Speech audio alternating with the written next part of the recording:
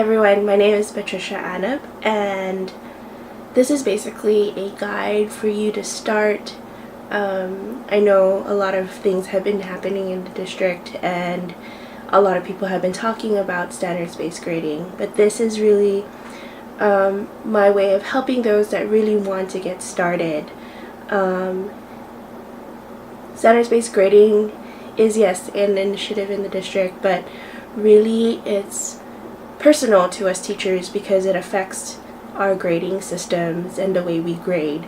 But not only that, it's personal because it affects how we plan and how we teach, as well as how we grade. So there's a lot of vulnerability there, and there's a lot of fear, right? Because not only is it a change, but it's also a change in something that we've been doing for quite a while. And the reason why I wanted to start up this channel is because really standards-based grading, when you first start doing it, is really learning by doing.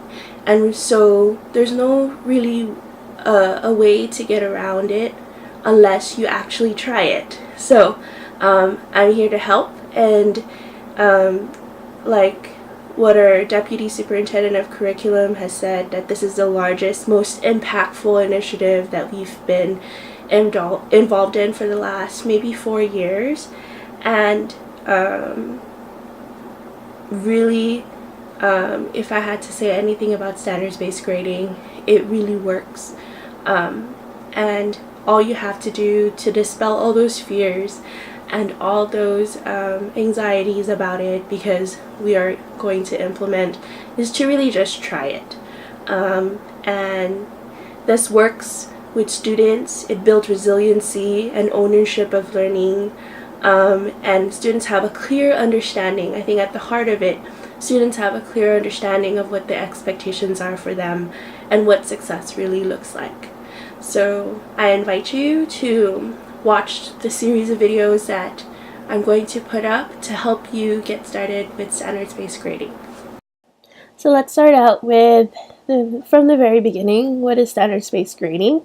It's basically a system where we report student proficiency in a number of specific learning goals or standards. In this case, we do use standards, GDOE, Common Core standards.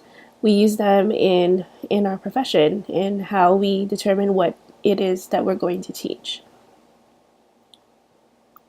So what I do is, rather than giving students just one grade on a test that assess multiple skills, I actually give students a number of scores that represent their proficiency in each of the standards that we tackle. So the idea is the student has to master that standard to go to the next level. So this is really where I want to take you from your curriculum map that you're used to looking at, to prioritizing some of those standards that are in that map. Then be able to unpack those standards, create a proficiency scale, and then create an assessment. It's really as simple as that. That's the process to how to start standards-based grading in your classroom.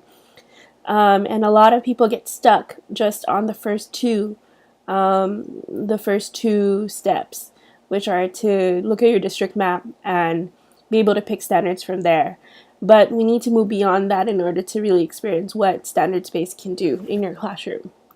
So let's go through the first step, which is basically opening up your district curriculum map and looking through the standards that you have there for each quarter. And you're going to take a look at the criteria. We're just going to look at the criteria to determine these priority standards. And this is very important. We're not just going to choose standards based on what we feel like we should teach the students. There should be criteria for which we pick these standards. Endurance, leverage, readiness. Okay, a teacher judgment and assessment also play a part in this, in picking these standards. So you're going to go through your curriculum map and look at the standards, each of the standards, and ask yourself the question whether these standards fit the criteria. Leverage, readiness, and see which ones would be the most essential for students to learn, which one would be the most important for them to learn. And it starts there, because we can't teach all of our standards in 1 year. So we need to really prioritize what at the bare minimum do these students need to know when they leave my classroom this year. And so that is the first step, prioritizing standards.